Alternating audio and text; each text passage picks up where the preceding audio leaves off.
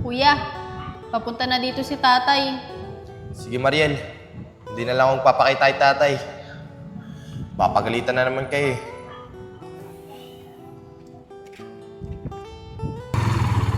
Ganda, ano yan? Ibigan ko lang to. Ay, yan ba yung classmate mo dati? Oo. Oh, mga anak, anong ginagawa niyo dito? Di ba sabi niyo sa akin, doon ko kayo sunduin sa sinasabi niyong lugar? Atay, wala po. Namiss lang po namin yung lugar na to. Kasi ang tagal-tagal na po namin hindi nakakapunta rito eh. Paano tay? Tara na po.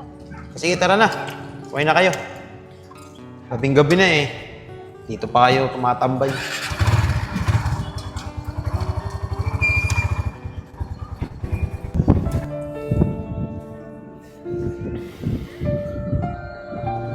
Kailan kaya akong papatawad ni tatay? Gustong-gusto ko na talaga silang makasama.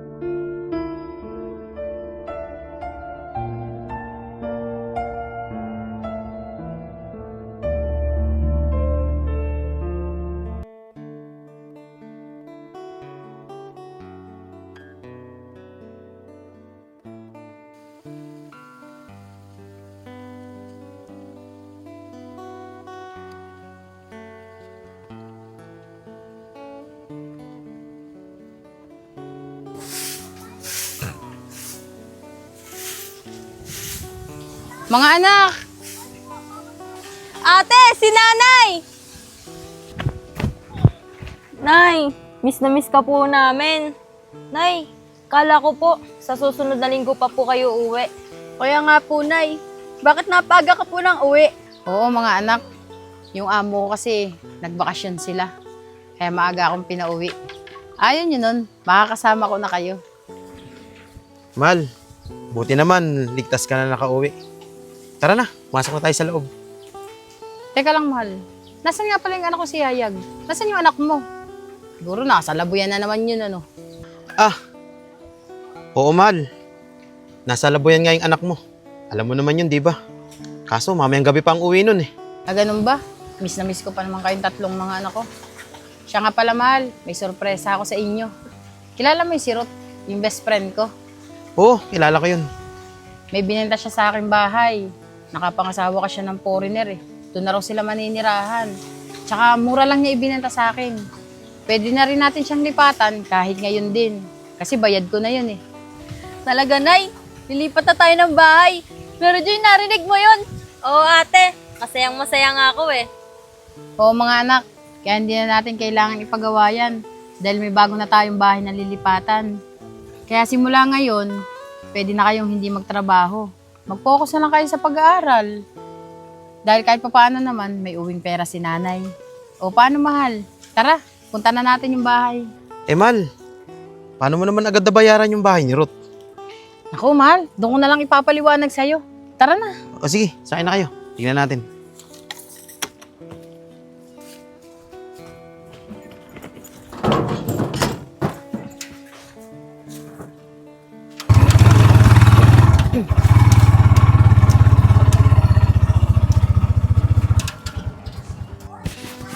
Mga anak, eto nga pala yung bahay, oh. Tara, tingnan natin sa loob. Sige po, Nay. Mukha pong maganda yung bahay ah.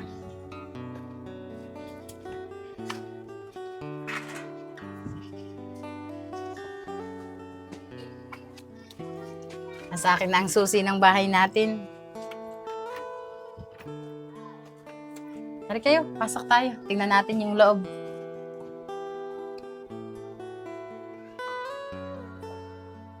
Tara kayo mga anak, po kayo dito. Bait talaga nung kaibigan ko si Ruth. May mga gamit pa pala tong bahay niya, iniwan na sa atin.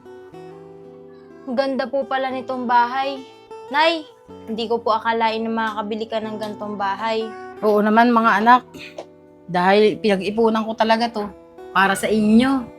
Siya nga pala mahal. Akin na yung maleta ko. May mga pasalubong ako dito sa mga anak mo. Tsaka sa'yo na din. Sige, Mal. Eto. Siya nga pala mahal, buksan mo na din para makita mo yung pasalubong. O sige. Mukhang marami-rami ito, Mal. Laman, ah. Oo, sigurado matutuwa kayo dyan. Mal, maraming salamat, ha. May pasalubong yung mga anak mo. Oo, mahal. Binili ko talaga to para sa mga anak natin. Tingnan nga raw natin. Ito para kay Mary Joy. Anak, sana magustuhan mo to. Bracelet. Nay, ang ganda! Mga anak, oh. Thank you, Nay, ah. Welcome. Ito pa, kwintas para sa'yo din to. Ay, Nay, sobrang ganda niyan na. Mamamahalin. Oo, anak. Ito pabango, anak, para sa'yo. Kasi alam ko, favorite mo yung pabango eh. Thank you po, Nay. Kaya yan talaga una kong binili. Ito naman para sa mahal ko. Mahal, oh, sana magustuhan mo ha. Mal, ganda nito, ah. Ang kapal, ah. Mm-mm. Silver. Salamat, ah, Mal. Anak, ito ang damit, oh. Ay, Nay, ang ganda nito, ah. Meron, siya nga pala, meron pa akong package. Antayin nyo. Oh, anak, ito pa, oh. Ito naman para sa anak kong si Yayag. Miss na miss ko kasi siya. Sapatos talaga yung una kong binili. Kasi mahilig siya mag-basketball. Tsaka ito mga damit. Nasaan na ba yung anak natin na yun? Di ba niya alam na dumating na ako? Dahil pa naman damit para sa kanya. Ha, mahal? Bakit pag binabanggit ko si Yayag parang ang tatahimik nyo? May dapat ba ako malaman? Tay, sabihin mo na kasi yung totoo kay nanay. Para hindi na siya nagtataka. Bakit mahal? May dapat ba ako malaman? May nangyari ba sa anak nating si Yayag? Habang wala ako? Oo, Mal. Meron kang dapat malaman. Mary Joy, Mariel, tingnan yung mga anak yung magiging kwarto nyo sa taas. Hindi po, Nay. Tataas po kami.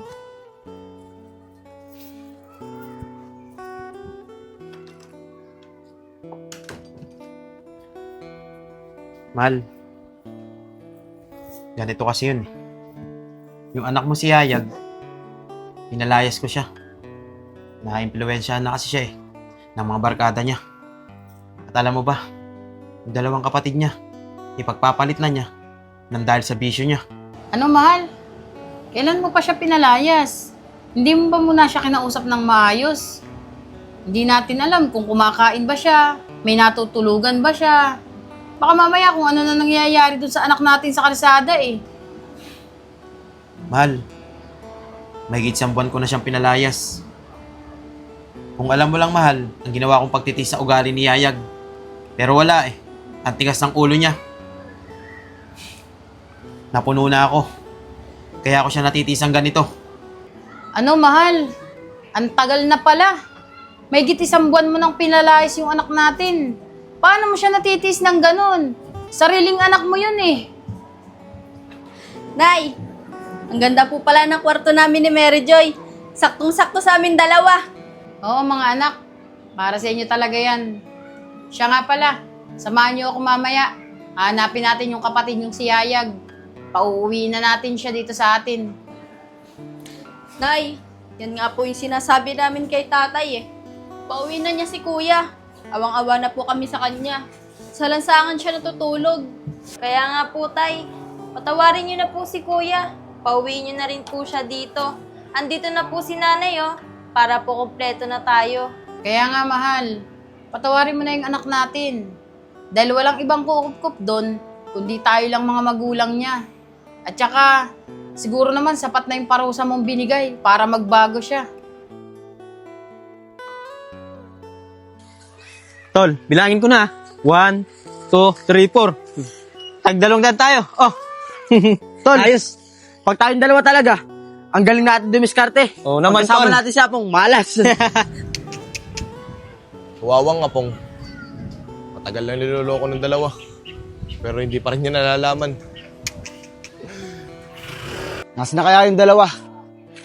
Kanina pa ako dito eh. Hindi ko makakita. Apong, mukhang nag-iisa ka ata. Hindi mo kasamahan yung dalawa. Pwede ba, Yayag? Umalis ka dito. Hindi ko yung gusto kong kasamahan. Gusto ko yung dalawa. At saka wala naman ako mapapala sa'yo eh. Oo, tama ka. Wala kang mapapala sa akin. Pero, nakasigurado ka ba na hindi ka niloloko ng dalawa? Si Oscar tsaka si Allen. Aba, sa tono niyang pananalita mo parang meron kang gustong sabihin. Apong, matagal ko nang gustong sabihin sa ito eh. Niloloko ka ng dalawa. Ni Oscar tsaka ni Allen. Ngayon, kung di ka maniniwala, nasa sayo naman yan eh. Naalala mo ba? Kung may kinuha kayong wallet, nakakita ko sila. Pinaghatian nila yung laman ng wallet na yon. At kanina, nakita ko sila. Naghahati na naman sa pera. Yayag, hindi ako naniniwala sa'yo. At alam ko, may galit ka sa amin. At baka pakana mo lang yan para mag-away-away kami. Apong, katulad nga ng sinabi ko sa'yo, di ba? Nasa sa'yo na yun. Kung maniniwala ka. Basta ako, kung ano yung nakita ko, sinabi ko lang sa'yo. At kahit ginawa niyo ako na hindi maganda, ayos lang yun sa akin. Dahil ayoko matulad ka sa ginawa niyo sa akin. Pwede ba, Yayag? Tumigil ka nga. Baka hindi ako makapagpigil eh. Kung ano lang magawa ko sa'yo. Basta Pong, huwag mo kakalimutan yung sinabi ko sa'yo ah.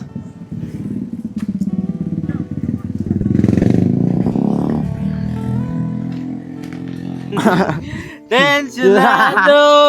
Tol! Sulot talaga ako, Tol. Oo nga rin, Tol eh. Katan mo muna ako, Tol. Ikaw na, ang ganda ng boses mo eh. Uy, mga Tol, Na. nandiyan lang pala kayo. Kanina pa ako nag-aantay sa taas. Pero mga Tol, may tatanong sana ako sa inyo eh. Totoo ba yung sinabi sa akin ni Yayag? Tol Apong, ano naman sinabi sa inyo, Yayag? Eh Tol, nung nakakaraan kasi, yung nakakawa tayo ng wallet. Nakita raw niya kayo. Pinaghahatian niyo daw yung laman ng wallet. Ano ka ba naman, Tol Apong? Magagawa ba naman namin sa iyo yun? Eh alam mo naman, may galit sa atin si Yayag. Kaya huwag ka maniwala dun. Kaya nga, Tol Apong, gumagawa lang ng paraan yun para mag-away tayong tatlo. Pero, mukhang may pinuntahan kayo eh. Bakit hindi niyo naman ako sinama? Halata dyan sa mga itsura niyo eh. Ha? Itsura?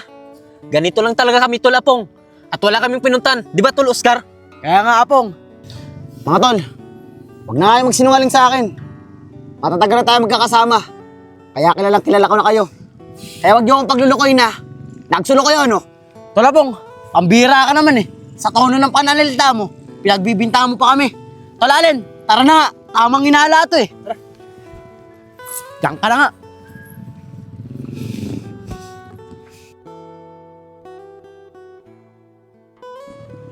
Mga anak, inabot na tayo ng gabi kahanap sa kuya nyo. Hindi pa rin natin siya nakikita. Saan ba siya madalas pumunta? Kaya nga po, Nay eh. Dito lang din po namin siya madalas makita. Nagtataka nga rin po kami. Bakit wala siya dito?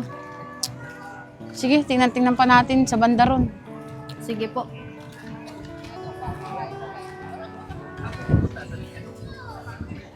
Ate, magkano po banana kayo? Kulang ang pera ko.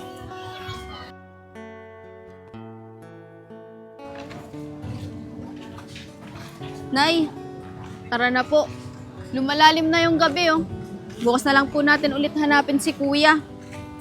Teka lang anak, last na dun oh. Ang daming mga upuan. Baka sakaling nandun ang kuya nyo. Sige po. Nagugutom na ako. Maitulog na nga lang. Didikos din to.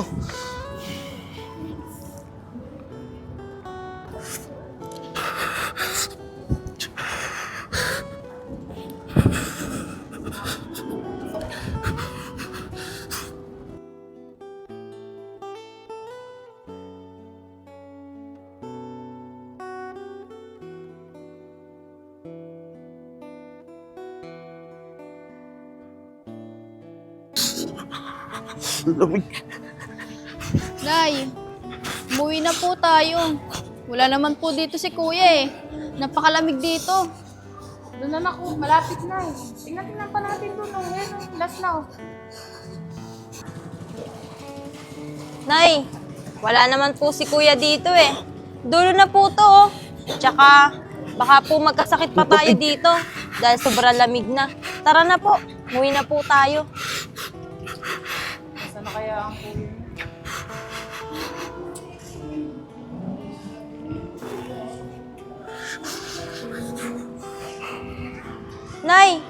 Yun si kuya, oh. Nasaan? Ayun po.